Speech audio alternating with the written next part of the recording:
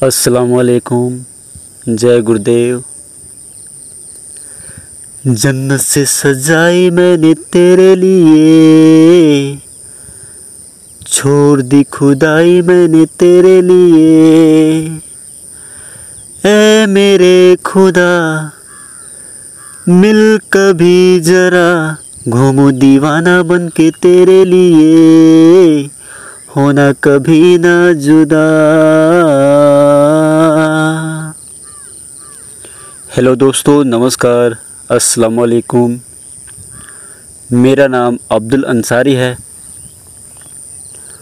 और जो भी शख्स, भाई बंधु, माता बहनें, जो भी इंसान मेरी आवाज़ को सुन रहा है, सबसे तो पहले मैं उसका स्वागत करता हूं अपने चैनल में। और जो मालिक की प्यारी जीव आत्मा रूह सोल आपके अंदर बैठी है, उसको सलाम प्रणाम नमस्कार करता हूं। सबसे बड़ा, जी हाँ, सबसे बड़ा चक्रव्यूह को अगर तोड़ना है आपको, तो उसके लिए आप क्या करेंगे और सबसे बड़ा चक्रव्यूह कौन सा है? तो चलिए इसके बारे में हम जानते हैं। सबसे पहले तो अगर आपने किसी खूबसूरत औरत को देखा और आप भी जवान हैं, उसी लेवल के हैं, तो आपके मन में एक वासना जाग उठेगी। तो ये वासना कहाँ से शुरू होती है? किसी औरत को, किसी बूढ़ी माँ को अगर आप उसे देखते हैं, वो चल नहीं सकती, खाना खा नहीं सकती, असहाय है, तो उसको देखने से आपके मन में सोच क्या आएगी कि इसकी मैं मदद कर दूं। तो सोच कहाँ से आती है?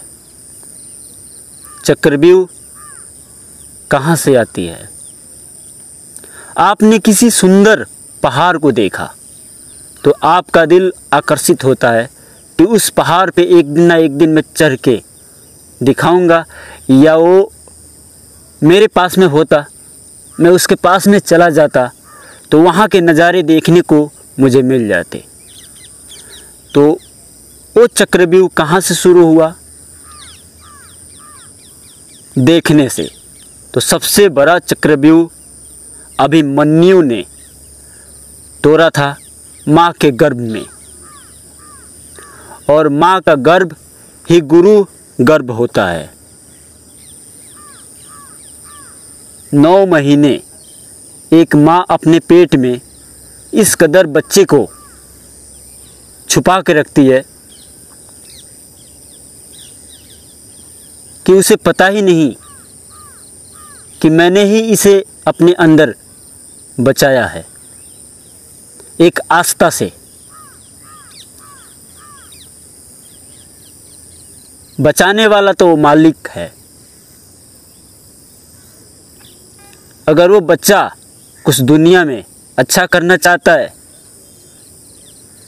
तो सबसे पहले तो एक ऐसी माँ का चुनाव करता है कि जिसके अंदर सत्बुद्धि हो, और वो कुछ अच्छा नहीं करना चाहता दुनिया में, तो एक ऐसे कोख को वो चुनता है कि मतलब सिर्फ खाने पीने मौज मस्ती में ही दुनिया बिता सकूं मैं, क्योंकि इनके घरों में यही सब होता है और इस चीज़ को मुझे भोगने के लिए इसी घर में ही मुझे आना होगा। तो इसी तरीके से ये अगर चक्रव्यूह अगर आपको तोड़ना है, जानना है, तो सबसे पहले देखिए ब्रह्मा जी जब सबकी रचना कर रहे थे, आदम अलैहिस्सलाम को भेजने का यहाँ तैयारी हो रही थी, तो सबको बनाया। सबको बनाने के बाद उन्होंने नारद जी को बनाया। तो नारद जी कहते हैं नारायण नारायण, मैं आपके बात को स्वीकार नहीं करने वाला हूँ। तो उन पे नाराज हो गए।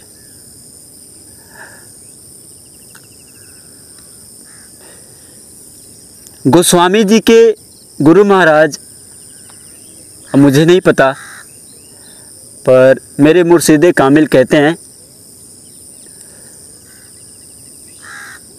कि जब गोस्वामी जी को उनके गुरु मिले तो उनको नामदान देकर और 1-2 घंटे में समझाकर वो चले गए। अब वो चले तो गए, अब इन्हें कुछ समझ में नहीं आया। अब इनके मन में, गोस्वामी जी के मन में कितने सवाल थे। अब तो 1-2 घंटे में वो बतला के चले गए, असली चीज़ को, हीरे को देकर चले गए। उसी तरीके से मंत्र दीक्षा होता है, कहीं से मिल जाए आपको तो आपके मन में क्या सोच बनता है कि इसे करूँगा नहीं करूँगा, क्या पता सच्चा है या झूठा है। तो उसी तरीके से गोस्वामी जी महाराज अब ढूंढने लगे सबको। जब उन्होंने नाम की कमाई की तो सबको खोजने लगे अपने गुरु को कि वो कहाँ मिलेंगे। तो अब बतलाइए, जिनको निकालना होता है तो माँ के रूप में आ जाएं या पिता के रूप में आ जाएं, बस एक बार आपको वो चीज़ दे देते हैं और गुरु पद में जाकर बांध देते हैं। उसी तरीके से जब ये जीव आत्मा रूह सोल जब अपने घर को जाने के लिए तैयार होती है तो रास्ते में अनेकों बाधाएं आएंगी। आपको स्वर्ग मिलेगा, जन्नत मिलेगा, काल लोग, महाकाल लोग, इंद्र लोग, कौन कौन सा लोग रास्ते में पड़ते हैं। सबसे पहले तो ये जीव आत्मा जाती है तो सबसे पहले त्रिलोकी नाथ जिसे कहते हैं उनका ही दर्शन ये सबसे पहले करती है। वहाँ पे अगर आप पुरुष हैं तो आपको इंद्राणी मिलेंगी और आप एक स्त्री हैं तो आपको वहाँ पे इंद्र मिलेंगे। सबसे पहले तो वहाँ पे वही दर्शन होते हैं। रात में अनगिनत तारे नज़र आते हैं आपको और सुबह होता होता वो छुप जाते हैं। आपने कभी सोचा है कि ये तारे क्या हैं? ये पितृलोक कहलाता है।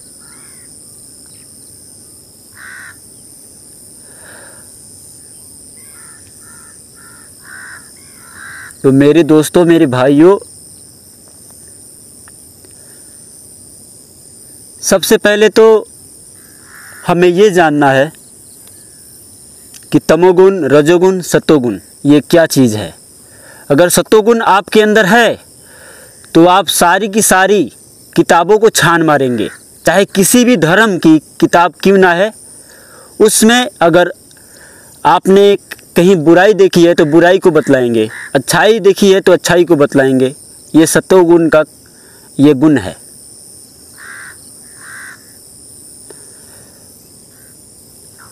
अगर अपने गुणों को, अपने ग्रंथों को पहचानना है, असली ग्रंथ कौन सा है, असली खुदा को जानना है, तो आपको अपने अंदर उतरना होगा और एक माँ का गर्भ आपको चुनना होगा। माँ का गर्भ कौन सा? मुर्शिद कामिल, वो फ़कीर इलाही आपको चुनना होगा, तब जाके मिलेंगे। वो सच्चे खुदा। पहले इस दुनिया संसार में बुत परस्ती इतना ज़्यादा था कि हर घर में एक खुदा था। और इस धरती पे ही पहले सतयुग हुआ करता था, और सतयुग में हड्डी में प्राण था, हड्डी। और अभी कलयुग में अन्न में प्राण है। हम कोई सेब खाते हैं या कोई भी पदार्थ हम खाते हैं, अगर कोई पुरुष खा रहा है तो वही सेब आपके अंदर पुरुष बन जाएगा। अगर कोई स्त्री खा रही है तो वही सेब स्त्री बन जाएगी और उसके मोबाइल को चार्ज कर देगी। तो कोई आप भोग को भोगना चाहते हैं, उसको आनंद लेना चाहते हैं, तो अपने जीवन को आप बढ़ा रहे हैं। इस कलयुग में अगर जीना है तो खाना होगा, और भगवान को पाना है तो त्याग करना होगा।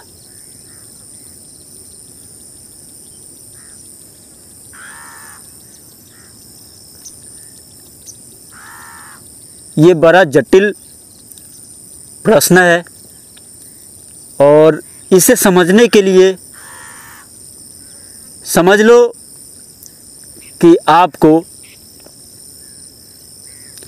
संत मत की साधना जो होगी उसी से आपको समझ में आएगा। नहीं तो इस धरती के अंदर और इस धरती पे जो राज करते हैं इंद्रदेव, इनकी साधना अनेकों है, और ये राज किसने खोला? तो पहले कबीर साहब ने ही खोला। उन्होंने कहा था, मोहम्मद साहब ने कहा था कि 14वीं सदी के आखिरी में एक सफ़ेद पोश फ़कीर अपने हुजूम को लेकर कहर दरिया को पार करेगा। उस वक्त सड़कें काली हो जाएंगी और घरों में से नाचने गाने की आवाज़ें आने लगेंगी। तो वो सफ़ेद पोश फ़कीर अपने हुजूम को लेकर कहर दरिया को पार करेगा और आवाज़ लगाएगा। उस वक्त कब्रिस्तान से मुर्दे भी उठ के खड़े हो जाएंगे। गुरु नानक देव जी का चेला एक नरक में फंसा था, तो नरक में उन्होंने अपने पैर को गिरा दिया और उन्होंने क्या कहा कि चल मैं एक बूंद अपने रक्त को बहाकर उसके अंदर मैं तुझे ले लेता हूँ। तो उसका चेला क्या बोलता है कि आप सबको ले चलो। तो सबको उन्होंने पार कर दिया था। इसीलिए तो उन्होंने कहा, वाहे गुरु, वाह रे गुरु, तेरा कोई जवाब नहीं, तेरा कोई नाम नहीं। इस शरीर की गांठ 8 गांठ में बनी है। हमारे शरीर में चक्र हैं। अगर कोई मंत्र आप जाप करना चाहते हैं तो सबसे पहले तो अगर अपने चक्रों का भेदन करेंगे तब जाके समझ में आएगा। और जहाँ पे ये ऊर्जा केंद्रित होती है उसी का आपको आभास मिलेगा, उसी का बोध होगा। और सारे बोधों को आप तोड़ना चाहते हैं तो समझ लो, इस धरती में जब पहली बार संविधान बना होगा तो उस आदिकाल में आपको जानी होगी, तब जाके उस संविधान को आपको पकड़ना होगा। तो संविधान बनाने वाला कौन? सोच। संविधान यहाँ से बनती है और उसे लागू कौन करता है? तो जुबान, बोलने से वो लागू हो जाती है। आवाज़ करने से वो लागू हो जाती है। इसे ही वाक युद्ध कहते हैं। मतलब आप किसी को पीटो नहीं, मारो नहीं, और अपने शब्दों के जंजाल में इतना ज़्यादा उसको बांध दो कि वो खुद ही रोने लगे, खुद ही अपने आप से वो इतना ज़्यादा घृणा करने लगे कि मैं बहुत बुरा इंसान हूँ। तो इसे ही संविधान कहा जाता है। तो इस धरती पे संत महात्माओं ने, फकीरों ने कहा कि कलयुग में सतयुग आएगा। तो सतयुग का आगमन आपने देख लिया है कोरोना वायरस के रूप में। ये शिव तांडव था। अब इंद्राणी तांडव होने जा रहा है। अब इंद्राणी तांडव होगा तो अन्न की कमी होगी, तो अन्न की कमी होगी तो हो गया, हम सब के सब भूखे मरेंगे यार, कोई फ़ायदा नहीं है। तो अपने मालिक को पाने के लिए, जानने के लिए उनकी इबादत, पूजा, उपासना जिस तरीके से आपको बने उस तरीके से करो और उस खुदा को खुश कर लो, उस वाहेगुरु को खुश कर लो। वो बेशक अस्तकुम इल्लाही, अस्तकुम इल्लाही, उसको ही कहा जाता है उमन इल्लाही।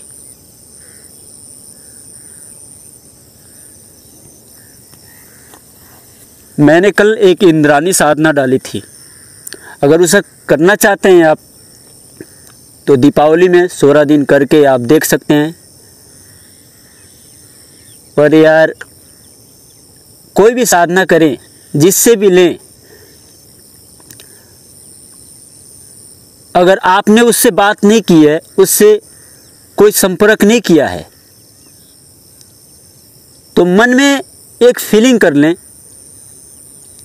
एक मन में नियत कर लें। नियत ही बहुत काफ़ी होती है कनेक्ट होने में, और साधना में नियत ही सबसे बड़ी चीज़ होती है। नियत कर लें कि इस अमल में जो भी सच्चाई है मुझे मालूम चले, पता चले, ज़रूर पता लगेगा आपको। तो उम्मीद करता हूँ मेरी बातें आपको अच्छी लगी होंगी। और वैसे भी जो खाने पीने मौज मस्ती में लगे रहते हैं, वो क्या कहते हैं मुझे कि ये साला तो ऐसे ही बकवास करता है। तो किसी को साला कहा जाता है, और साधना में आप बैठे हैं और कोई ऊर्जा आपको कहती है साला, तो इसका अर्थ होता है अस्सलाम। अस्सलाम इसका अर्थ है। वो जीव आत्मा आई है तो वो कह रही है अस्सलाम, पर आपको सुनाई दे रही है साला। और साधना में कोई माँ आके कहती है आपको नाती, तो ये गाली का अर्थ अगर आप समझेंगे तो समझ लिया कि आपने गाली का अर्थ अपने पकड़ा हुआ है। और नाती, नाती का अर्थ हुआ कि मैं आपको अपना बनाना चाहती हूँ, अपने गर्भ में छुपाना चाहती हूँ, इसीलिए मैं आपसे नाता जोड़ रही हूँ। साधना में अनेकों प्रकार का अनुभव होता है। ये सारे के सारे शब्द समझ लो साधना से ही निकला हुआ है, अमल से ही निकला हुआ है। पहाड़ों में जाकर, गुफाओं पे बैठ के फकीरों ने, संत महात्माओं ने कितने तपस्या, कितने अमल करके ये सारे के सारे वर्ड, शास्त्र, बाइबल, कुरान निकाला गया है। कोई कहता है आमीन। आमीन ज़्यादा से ज़्यादा प्रयोग होते हैं तो आपको बाइबल में ज़्यादा प्रयोग होते हैं आमीन। और बुद्धम शरणम गुरु आमीन गच्छामि, बुद्धम शरणम गच्छामि। ये वर्ड आपको समझने होंगे, तब जाके समझ में आएगा। पोथी पर जगमुआ पंडित भया न कोई, 2.5 अक्षर प्रेम के पढ़े सो पंडित होई। तो 2.5 अक्षर आपके अंदर छुपा है। आपको पोथी को समझना है तो आपको अंदर में जाकर इंद्राणी से लेनी होगी। वो चित्रगुप्त, उस सरस्वती और समझ लो वर्मा जी और उस दादी हवा से लेनी होगी, तब जाके समझ में आएगी। तो उम्मीद करता हूँ ये वीडियो आपको अच्छी लगी होगी। चलता हूँ, फिर मिलता हूँ नेक्स्ट वीडियो के साथ। धन्यवाद।